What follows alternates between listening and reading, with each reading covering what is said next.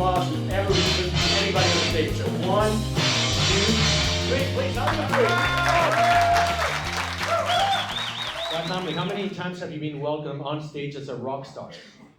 And that's the first one. And now I'm missing my guitar and my drums. Where are they?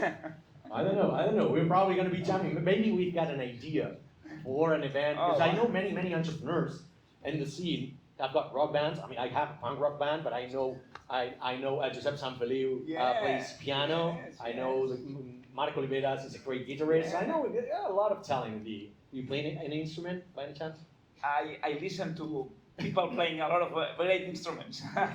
Do you sing great listener. Do you sing in the karaoke at least? Sometimes, when my voice allows.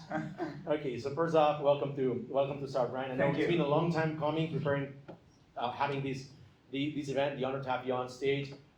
Pleasure to be here, and actually, you guys have paid me very well with this applause, and my intention here is just to shed some light to some of the things that's going to happen. No, actually, yeah, actually, the title of the conversation is how to thrive in a fucked up scenario, because it's really, it's complicated. A lot of you have sent the deck over email when we send the email saying like, hey, if you want to share the deck with Oriol, happy to do. Because sometimes for investors, that's kind of like my first question, right? You want to reach out to investors, and we always hear warm intros work best. Does it really work for you as well? It does. It does. Although I have to tell you that some of my best startups, I found them through LinkedIn, and actually through, cold intros from the entrepreneurs saying, hey, I have this very cool idea, cool startup, and just let's have a chat. Obviously, not LinkedIn intros blinded, okay? But no, I'm open. What I would say is that there needs to be a hook, and the hook can be either a trusted intro, or can be a hook in your message, or can be something that I can see that you have some sort of insight into what you're trying to do, and for me that insight is what sparks my interest. What are the red flags that you absolutely, when you see them, are like, fuck no, I'm not answering this email? Or even the decks, red flags in the decks. I think that, when someone starts by, this is the next unicorn, and then you say, okay, yeah. Everybody says that, no? Saying that you're going to be the next unicorn, just doesn't tell me absolutely anything. And actually, I prefer to know the story first, and then I will make my mind about whether you can be, or whether we have the chance to work together, so that sort of your idea can be the next unicorn. No? And particularly, I'm looking for real innovation. Okay, I'm looking for original ideas, and obviously, original ideas have a probability of failure very significant, very high. No?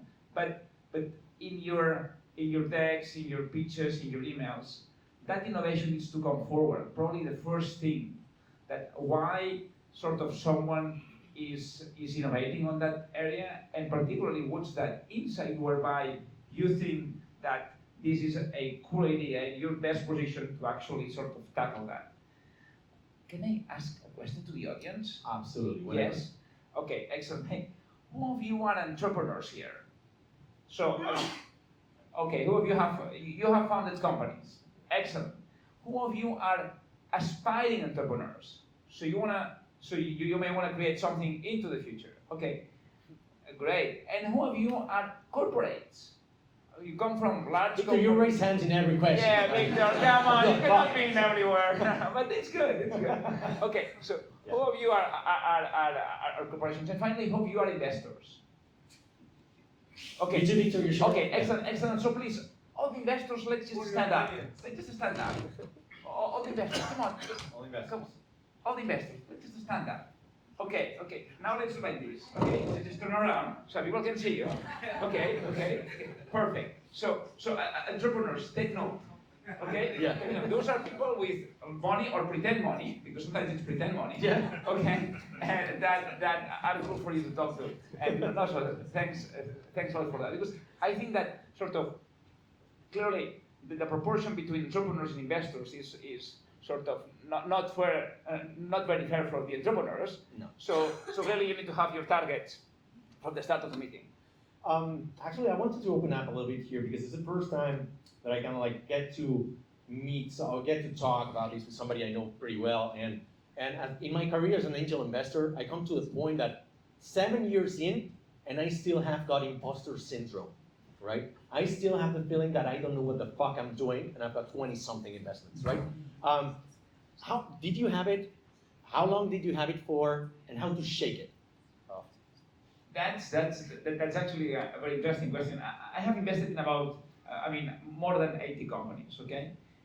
For the first 5, okay, I spent 8 years in London. For the first 5, they were all failures. I invested in my friends, I invested in people, in friends of my friends, I invested in things that I thought that sort of were super cool at the point in time, but without knowing exactly what they were talking about, to be honest with you. I mean, although I pretended that I knew a lot about it.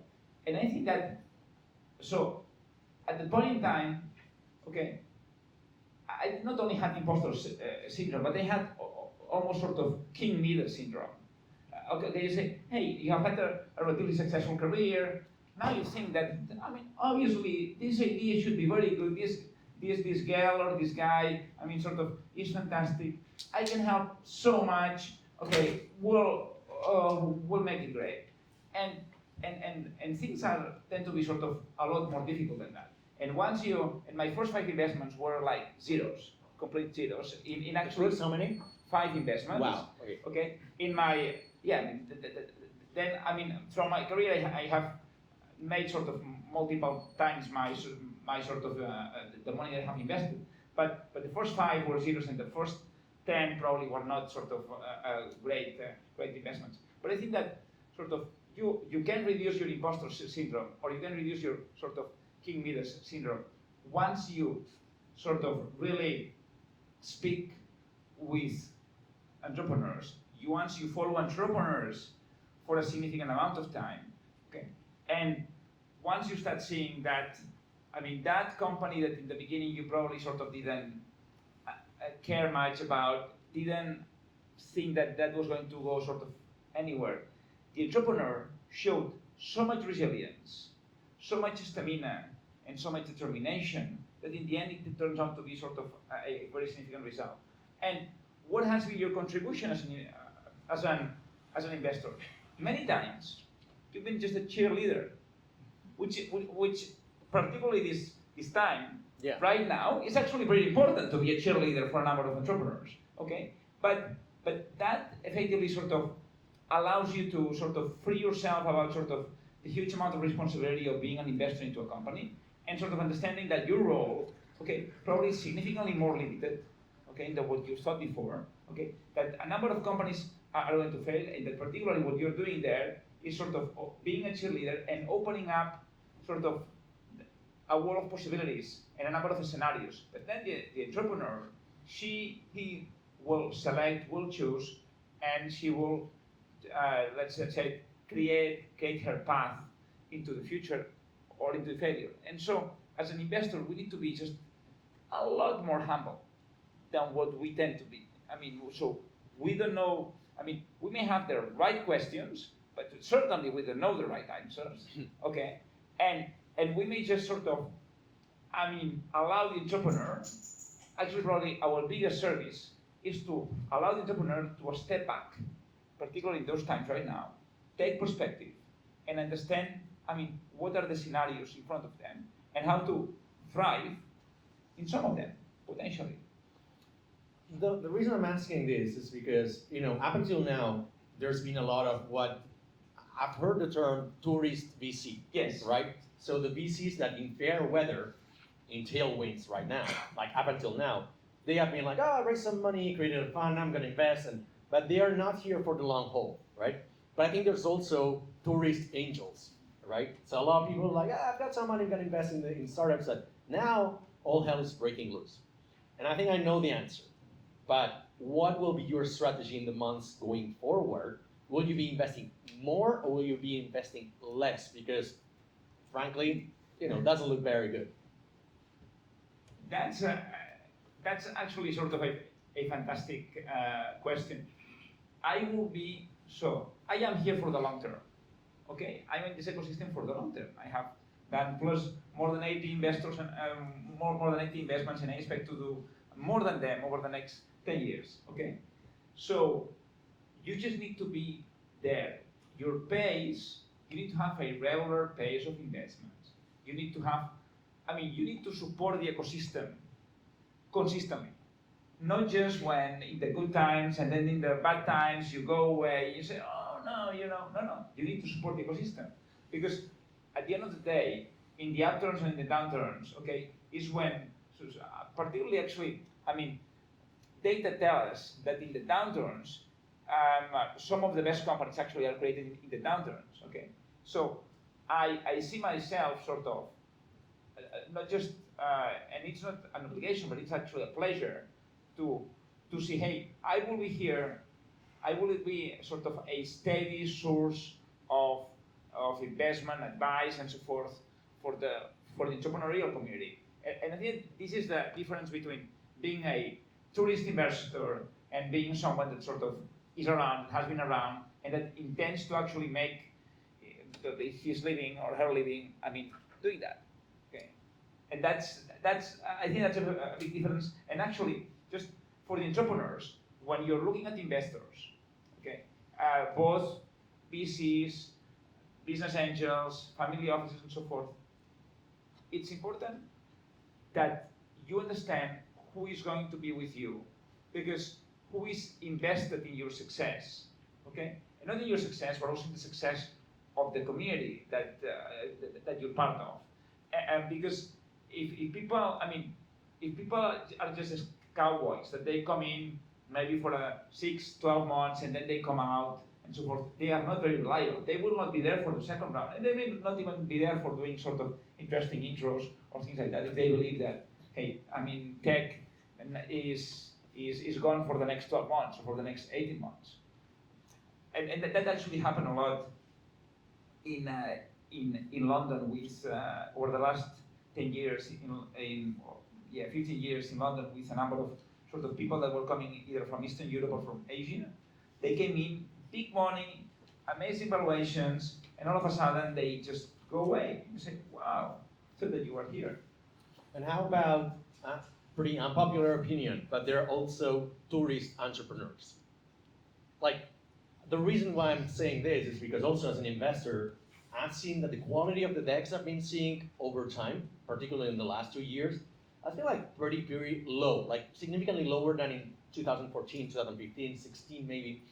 And maybe the democratization of the investment world and startups and whatnot, maybe made it too easy for people to create companies and raise funds. Maybe there was too much cash available. Will it be like this going forward? I think you're innovating. This is the tourist entrepreneur. I hadn't heard that term, so I think that, hey, I haven't seen it on Twitter yet. So I think that we need to tweet it. We need to tweet it. We need to tweet it.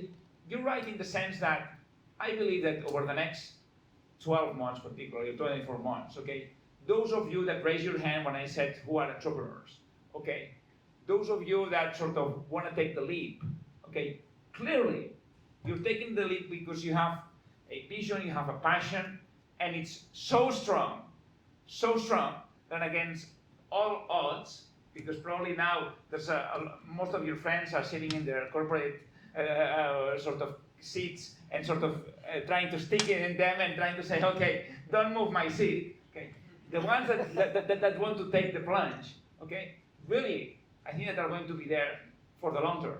Okay, and it's not so much that sort of, in times of crisis, the best ideas are sort of the best ideas appear and so forth. No, it's that in times of crisis or in times of uncertainty, it is those entrepreneurs that have a very clear idea and that probably are the most resilient ones that actually decide to jump into the entrepreneurial community.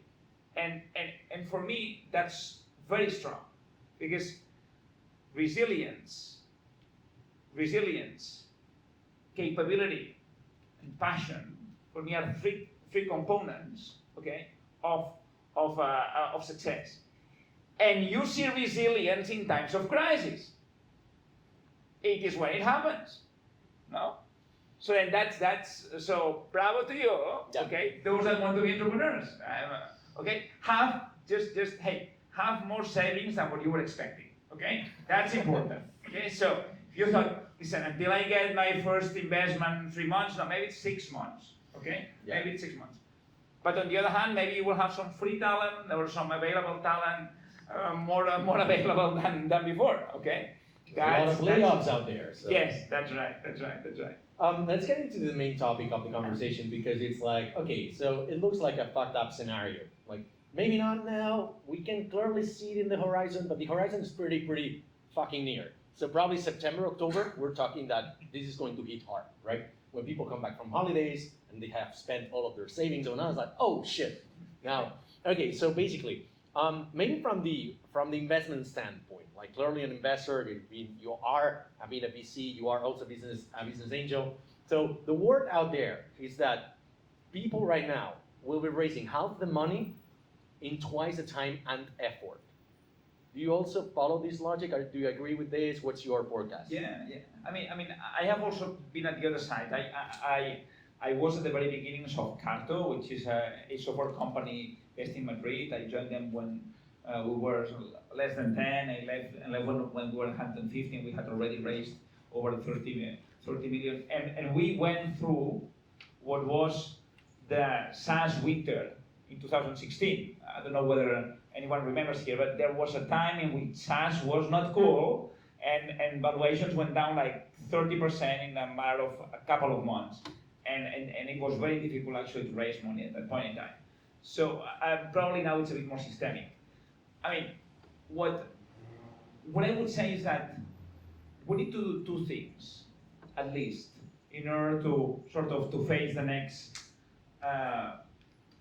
6 to 12 months.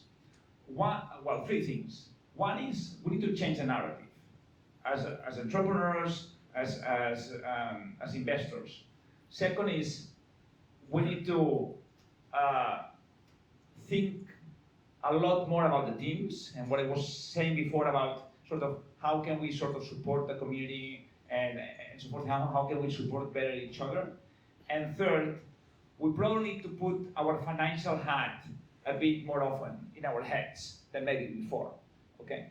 So change the narrative means at some point in time, 12 months ago, 18 months ago, everything was about growth, okay?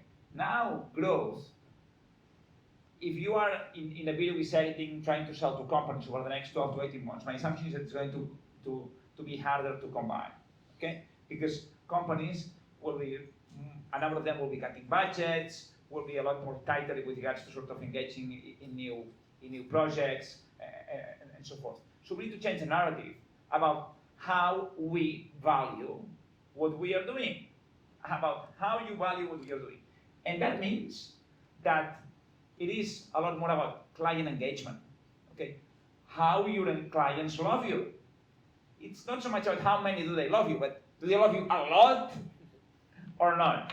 Are they? Because they can switch you for another company cheaper to cut down on the budget. Exactly, Yeah. exactly. So engagement, retention, things like that now are a lot more prevalent, okay, than potentially growth. And I see a lot of value about you sticking with your clients through this time of uncertainty, okay. At the same time, I mean, changing the narrative means that before, maybe 18 months ago, okay, on the search for growth, you would forget about a few things. And maybe one of them was technology. The other one maybe was product.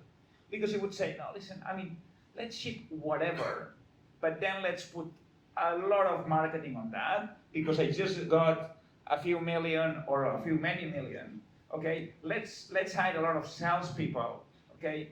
And and people are just eager to buy. I think that now, great products, great technology, okay, will be required, because the conversion rate on your clients, and not just B2B but B2C, it's going to be harder. And so huge investments in just marketing or in sales will probably not make the trick. Okay, so you need to go back to the basics, understand what you are selling, whether you're selling is good, is good, or it's very good, or it's fucking good. It needs to be at the very top. It needs to be at the very top, because ideally you will probably also not have a huge amount of money to spend on marketing and on sales. Okay, so let's go back to the basics. Okay, about what you're selling. Second is team. Okay, we need to have very engaged teams. Okay, very engaged teams, because many people are going to have a lot of anxiety when you have marketing guys, sales guys that are not selling. Okay, potentially because your product is not good enough, but potentially because just there are not too many clients around. Okay, we need to support each other. Okay, and then finally the finance hat, because unfortunately a number of sacrifices will have to be done, and will have to be done on a timely fashion, meaning delaying decisions will just get you closer to the wall. Okay, and you want to be as away as possible to the wall. Okay, so there are some decisions, okay, that are just, just make sense. I think something changed in my mind. I think the volume went up, but yeah, maybe you just. Yeah, maybe I'm just. You're more excited. I'm more excited. You're super excited. I'm more excited. So then the financial hat is very important, because what I would say is that it's not just about surviving, okay, but it's about sort of how can you bring your idea to a realization, and whether your idea needs to go through 6 to 9 months of going through the desert, okay, that's fine. So then maybe you go back to your winter headquarters for a bit, in order to sort of to speed up later on. I mean, still, in fair weather, there's been a lot of investment based on growth, right? Companies like Bali in Barcelona is like, no, we're not going to monetize. We'll just grow. Then pandemic hits, and you know what happened. But anyway, so the point is, maybe you're changing your investment criteria, the way you analyze stocks, because growth. When you're investing very, very early, and it as a business angel, is that startup that's been around for 4 months, and they're like 400% month on month. It's like, motherfucker, you've been around for 4 months. The least I expect you is that you grow so much in the first months, but can you do that in the second year, right? Are you actually changing the KPIs you want to see in the decks right now? So I want to see, as I said, I want to see people looking at the relationship between engagement and product. Okay, growth is perfect. Okay, it's still important. It's still important, but how your users, how your companies love your product. Tell everybody, tell your employees, how you're measuring that they love your product, or what's the unique insight that you have that will make your customers stick around over the next 6 to 12 months. Maybe you don't even have customers. It's fine. I have invested in pre-everything companies, except pre-founders. Okay, that's difficult. Okay, but I have invested in pre-everything companies. But what I think that the narrative is about what is the unique insight that you have, and ideally it's not just engagement, but it's how in an environment with lower money, how can I actually make customers come, ideally on a more organic way. So ideally on having very low CACs, ideally on loving the product, on a more product-led growth dimension, so forth. And so I'm now, I have always been very sort of focused on product and technology, but now I'm even more focused on that, because I think it's what saves you in times in which it is a lot harder to actually have customers come through the door. And how about, like, the reason I invest more in B2B and not B2C is because B2B, you know, the sales cycle is longer, but once you get into fucking IBM or Cisco or something, you stay there forever, right? It's very difficult for them to kind of like stop buying your service because it's somebody else, I need to get 7 approvals and signatures and whatnot. Whereas B2C, people change apps because they got a fucking coupon for $5 extra credit, right? And the competitor. What would be your advice for B2C companies? Because in the last economic downturn, at least I can remember, in 2008 and so forth, the companies that grew in B2C were mostly companies that help people to make money or to spare money. Groupons, Groupalia, and all of that. What would be your advice for B2C companies right now? On that matter, I have also invested significantly more in B2B than in B2C. Okay, but I have invested in some great B2C companies like Going, a company here, a fintech company here based in Barcelona, and in a few others. What I would say, I mean, B2C. So the issue with B2C is that the initial traction that you get at the beginning is not a great predictor about future traction.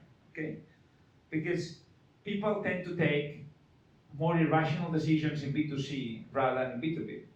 So then, I'm assuming that you can put a pattern on rationality. For me, it's more difficult to put a pattern on irrationality or on how fashion happens or things like that.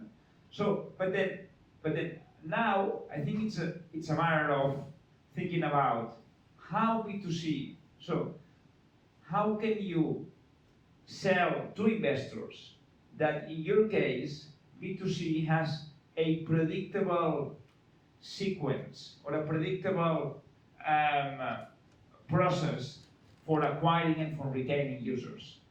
Meaning, why you're not fashion-led? Why you're the app of the day? Okay, because if you're the app of the day, maybe you will not be the app of the month, or maybe in a month from now you will not be there. Okay, so then I think it's a matter of how can you make that hook to your customers more predictable into the future. Okay, because you're really bringing real value, and bringing real value to a customer could be because it's a very, very low price. But if you're competing only in price, and you don't have what I would call sort of a particular insight on how to be also the lowest of the lowest cost producers, then your model is fucked up. Okay? And this is what happened to a number of B2C people. You say, no, I mean, this is close to for free or almost for free. Perfect. But what's in your backend? I mean,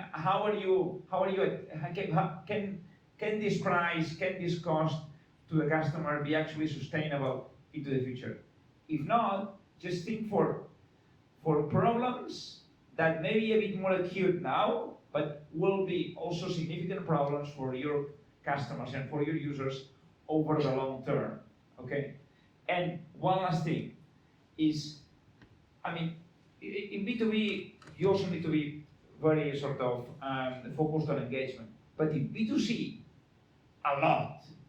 I mean, B2C, it should be about engagement and about virality.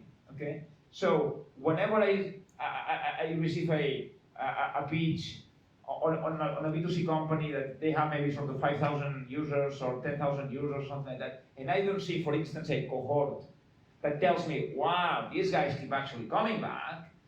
Okay. Churn. Because you can grow so much, but if you lose a lot of people as well. Correct. Tell me how your cohorts are going. Tell me how your engagement is going. Okay, and tell me how your virality, whether you have a viral engine, okay, that actually allows you to actually receive and get cheaper and cheaper customers all the time. So who is actually B2C? Who is an entrepreneur on B2C? Don't be shy. Not a lot. Not a lot. More people. Okay. B2B? B2B? All right. Oh, wow. I'm happy to see more B2B. I'm happy because I think it's healthier. But and anyone B2B2C? oh, look at that. Excellent. And B2B to B2C. Sorry, That's not to be done. that's good. No, I mean, actually, what I have seen, okay, what I have seen in a number of startups, and actually in a few of them that I have invested, is B2C. Some people realize that maybe I should be a B2B2C. Yeah. Why is that? Because usually, or sometimes actually, getting the first B is cheaper than getting to the final C, and even actually more predictable. Okay, I mean, you can partner up with people. I mean, you can partner up with companies, and then those companies will actually sort of bring you their own customers, so that they become your customers. So anyone on a B2B, on a B2C, direct B2C, think about, maybe you don't want to convert into a straight B2B2C, but you may want to have a partnership kind of angle to your to your Google ads and so forth. This time around, I mean, I think that many companies are going to be open to partnerships, because partnerships should also, to the Bs in the middle, they should also enhance their value proposition. So then it's a win-win, no? I mean, you partner up with a B that will show you, that will bring to you potentially part of their Cs, but then you enhance their value proposition, and that makes for a stronger, for a stronger tie-up, or for a stronger sort of partner up. Great. It's time to drop very Drop a bomb. dreadful words. As an investor, you never want to hear bridge round or down round. However, there's been some significant ones being done right now, like Klarna, for instance. Very significant. Very significant. Very significant. And all of a sudden, it's like, well, it's not that bad, because at least you're not fucking dying as a company, right? So what's your view on that as an investor? How do you receive them? And will you actually be encouraging this kind of rounds in your portfolio companies? Well, first, I don't encourage down rounds ever, but I encourage companies to get funded. Okay. Yeah. I encourage companies to sort of to get cash runway. But I also encourage companies to do a bit of soul searching. Okay. I think that in this time around, people need to sort of understand whether at some point in time, I mean, sort of the party was too high, was too large, too big, and whether right now actually it's a time of maybe sort of a bit of reckoning. Okay. At the same time, so I think that, so what I don't encourage, or what I encourage you, is that if there's different views amongst your investor base, and there's people that, so, and you see that what needs to happen is that you need to lower your price significantly in order to get the round done. Okay, I mean, ask all the investors to sort of to come together and put together sort of that price, or just drive the round. So the issue here is that as an entrepreneur that is fighting for survival, okay, you need to take charge. It is very important. Entrepreneurs now that are fighting for the next 12 months runway or 18 months runway, you need to take responsibility. Okay, so you need to drive the round before, and particularly in a tough situation, because there are very little investors that want to say, oh yeah, this is a down round, and actually invested in the last round. So I recognize that I invested at a very high valuation, and so we need to go for that. No, you need to recognize that the situation is very tough, and therefore that in order to bring either your current investors or new investors to the party, that requires sort of a down round. Then, if things go well, then you will also establish sort of your you will be your shareholding can be propped up through a number of mechanisms, using ESOP, phantoms, or whatever. But you need to drive those rounds down if this is what it takes to actually get the company funded. And the idea here is sometimes you need, or most of the times you need a third party. So someone that has not been in the party. So someone that has not been in the prior round, and you need to speak with potentially new investors and say, hey, what's a fair price? What's a fair price? So that the people that are not in the cap table, you allow them to put a fair price. Because the worst thing that can happen is that nobody's moving. Everybody's in a standstill because nobody wants to recognize that the last round just didn't make sense. So if you go and speak to a third party, then the third party ideally will put a price, okay, and then that price will be a trigger for you to have tough conversations. And if it needs to happen sort of a down round, it's have a down round. However, my friend, there's another problem, and I have found it in some of my companies, which is some of the companies here probably are going very well. Who is going very well? Who is growing? Who is really, really growing and making it? Excellent. I want to speak with all of you afterwards. Okay? No matter what. No, but then those of you that are going very well, okay, in your cap table, you may have maybe a tourist investor, maybe someone that will say, "Oh, the market is very tough, very, very tough. What we said last time around was not realistic, man. Yeah, it needs to be a down round. Sorry, I have been growing like wheat. Come on." So then you need to go out. Yeah, you need to have time to go out, because if you have only a couple of weeks of cash runway, then you're in a very, very tough position. But you need to go out and have pricing from other investors. Because sometimes people just want to label it that they recognize that maybe they were sort of a bit too generous at your last round, okay? And they just want to level up. No, they say, no, let's do a sort of maybe even a down round, or maybe sort of just a flat round or something. So if you're growing, or if you have great engagement, or if you have great clients that you think that will sort of actually take you further over the next 12 months. So if you're convinced about your assets, okay, then you need to fight for it.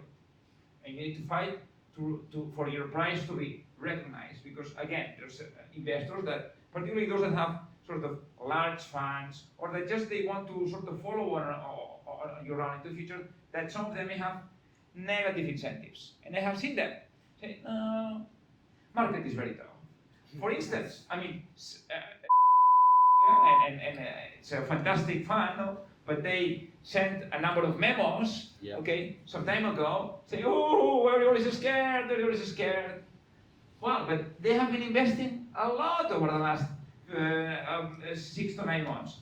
And I think do you think they did it on purpose to kind of like drive valuations down? I don't think so. I don't know. But I think that there's kind of sort of a bit of that, in the sense that and by the way, I could name sort of 10 other investors. So I think that also what I would tell you is just be front-footed with the investors if you feel that sort of they have that your startup has been sort of going very well and that you deserve sort of a better price. Best way to do it is you find a third party that will put a price on your startup, or ideally a better price. I'll ask you to sit down for the video. But no, I mean, I'm impressed. I almost forgot about the next question what was going to be, but I know I had one in the buffer, was about consolidation. These kind of markets, we've seen it since September. Last year, there's been a lot of consolidation in the market. This is typically what happens in PRH markets.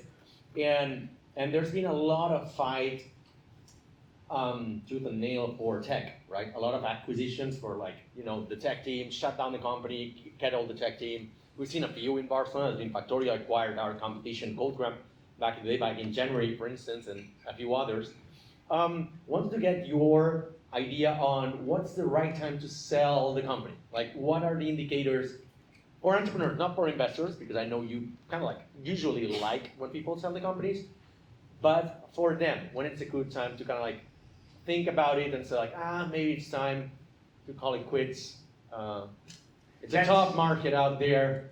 Actually, I think that people tend to sell companies a bit too early. Too early, yeah. Okay, and that when people see sort of a pile of money, they say, okay, maybe that's the time to to do it. Okay, and I believe that sort of a number of companies could have sort of a lot more sort of runway and could do great things. I mean, with entrepreneurs, no. But to be selling the company is something. It's like selling your child. It's tough. It's pretty tough, yeah. I have tried. I mean, I have 2 daughters. I wouldn't sell my daughters. You know, I've seen them sort of growing. I mean, it tends to be like that, no? And so. I mean, business is business, right? No, but with your daughters it's tough, you know. I mean, so it's tough, and I totally understand that sort of selling the company. It's tough, and therefore there needs to be. I mean, I think it depends on 3 things. First is usually entrepreneurs get to a point in which they are just tired. Okay, they have been. Fighting maybe sort of international, and international has not been going well. They have had internal divisions. They have had, their 2 or 3 new products or last products have not been going well. So they feel tired, okay? And that's the first sign in which sort of people are start thinking out, is it worth it? Okay. Then the second one is that market, no? There are some times in which, as you were pointing out, market is consolidating, okay? And if you don't participate in that consolidation window, okay, in some markets, particularly in B2C markets, that they consolidate very, very quickly, okay, and where there's a lot of kind of copycat going on, okay. Like e-scooters right now, and micromobility is like right now. For the instance, window is passing. For instance, okay, if you don't sell when there's the window, then tough luck is selling to the future, okay. And then the third one is obviously, hey, I'm running out of money, there are no investors around, okay, maybe you need to find an exit. The third one is tough, and it usually leads to a bad outcome, okay, unless sort of you have planned for it more or less sort of into the, a few months in advance, and you already have sort of a few potential buyers. But for the first 2, I am respectful for any entrepreneur that wants to sell sort of due to being tired, not seeing sort of the future clearly, or sort of because there's a window of opportunity, and that kind of sort of just needs to happen. I mean, over the last 12 months, 2 of my portfolio companies, one called Hold It and the other one called Declarando, just sold to the same company called Visma, okay? A company in the Nordics. They were just, and there's another company here in Barcelona that was sold to Visma as well called Wofu. Okay, so Visma, it was a good time to sell to this company because they were just on a purchasing spree. Okay, and if you didn't see sort of too many people in the horizon that could actually be sort of Visma number 2 or number 3 or number 4, so then it was sort of a good time to do that. Because clearly the market is now consolidating, no? And if you're not with the leader, then you need to think through: is there a second one, or is there a third one? So I have a lot of respect. What I think is that you always need to plan, and you always need to have competition, and you always need to be sort of as cool as possible with regards to not getting in bed with the first one that knocks your door. Okay? Meaning, I mean, a number of people now, a number of companies now, are going to, that are well funded, are going to go on an acquisition spree. Because, hey, I mean, a number of companies are on the weak side.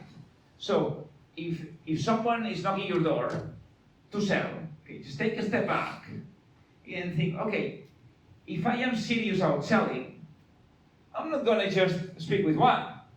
I'm going to speak with 2, 3, or 4. This is not like marriage, okay? Okay? You don't speak with 3 before you're going sort of into the judge house or into the altar or something like that. I mean, no. Why not? Sorry? Why not? That's okay. Then, okay, girls, I mean, why not? That's okay. But it's like that. I mean, but you need to speak with a number of people to find your price, to find where actually there was a good one. Okay, but it's more a matter of, hey, let's take a step back. Let's see who is in the market.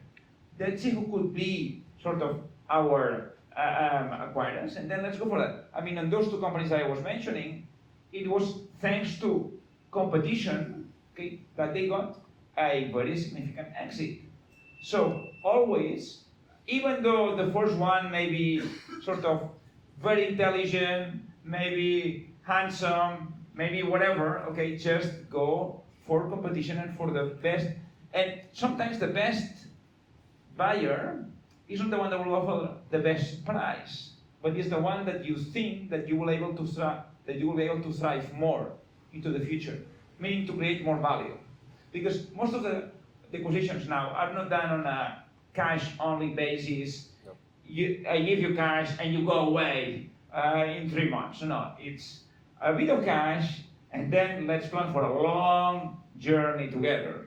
Okay, that long journey is maybe 2, 3, 4, 5 years, not months, years.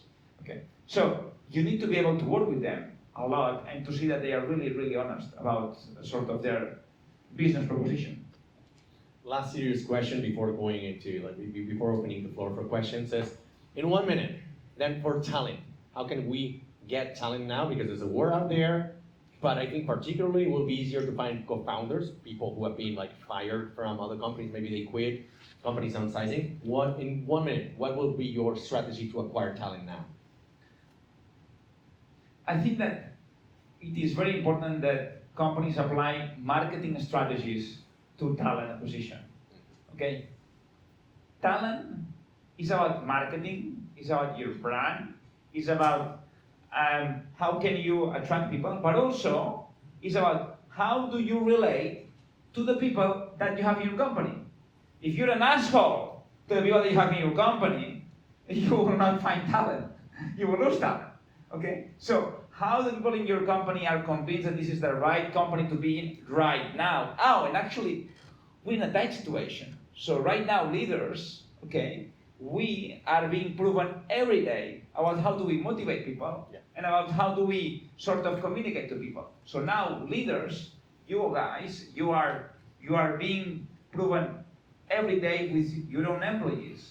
So here is the idea is first, talent acquisition tends to be sort of on the one side a marketing exercise, okay, of your company. What can you offer to the company? What are sort of the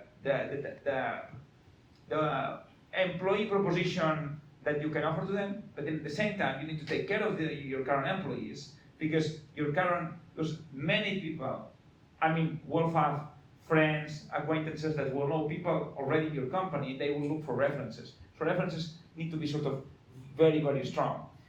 And right now, as you were saying, there's a talent war. What I'm most concerned about is actually about right now is about retaining your best employees. Because if you're having a tough time, if your company is not amongst those 5 or 6 that were saying, yeah, we're growing like we, okay, how do you retain that talent? And to me, now it's a time in which you need to be closer to your people. You need to understand their values, their motivations, whether they are anxious, how's their family doing, okay? Because I think that this is in these one-on-one conversations, okay, in which you need to show transparency, also about how the company is doing, but transparency, for me transparency is not to have an all hands and say, we are really fucked up. We only have 2 months of cash runway. Well, that's the that's the wrong side of the transparency. Okay, for me, transparency is about values. It's about understanding where we're going. That we're going together there. And that obviously we have some sort of financial difficulties right now. But it's about not hiding sort of the difficulties, but also about bringing people forward and about trying to motivate them sort of every day. And if you do that, and if you're fair in times of crisis, I think that you should have not too much problems about retaining talent and about bringing true and honest talent that will bring your company forward. That was a very long minute. Apologies. But no. It was very good, and I also think that you should double down on your people right now, because in bad times, if companies treat their people well, they are going to remember, right? It's very easy to lay off people during an economic downturn, during a crisis. Every fucking body does that. That's the easy path. Probably that's the only path you can take to survive as a company. But if you can afford it and you really want to be there for the long term, take your best people, double down on them, increase salaries, help them with whatever, give them all the means to kind of like work better and thrive in your company, because they're going to fucking remember. They're gonna remember how you treated them during the pandemic. They're gonna remember how you treated them right now. Last question. This is a signature question. This is a very stupid question, but we'll bring out the best or the worst of you, which is everybody has got a useless superpower. That's something that you do exceptionally well, but it's fucking useless. What's yours? Wow, that's. I mean, let me put it like that. It's not useless to my family, but it's useless to the world. But I like a lot to take my family, my friends on excursions into the nature, and I just and I like to plan, and I like sort of to have the sense of achievement, maybe. Okay, so to embark them. I mean, last year we went to Chamonix with my wife and my two daughters, and we had a fantastic time. And the planning, which is completely useless to sort of 99% of the population, is something that I enjoy a lot. The planning of the excursion, the planning of where are we going, how are we going, what is the thing that we want to achieve, and so forth, and trying to cheer them up whilst we sort of do the excursions. Totally. You use like Notion and Trello and Pinterest and Excel spreadsheets. I have not yet Excel spreadsheets. Yes, I have to acknowledge that, but not the Notion and the Trello. But yeah, I mean, sort of. I just love the thing of planning sort of ideal excursions in the mountain, going somewhere. Last one, real quick. How can we help you? Be happy and be resilient. Be happy and be resilient, and we will help everybody. And I mean, if you happen to also find or meet or develop great companies, just bring that to me. But be happy and be resilient. Ending on a positive note, please everybody, big applause.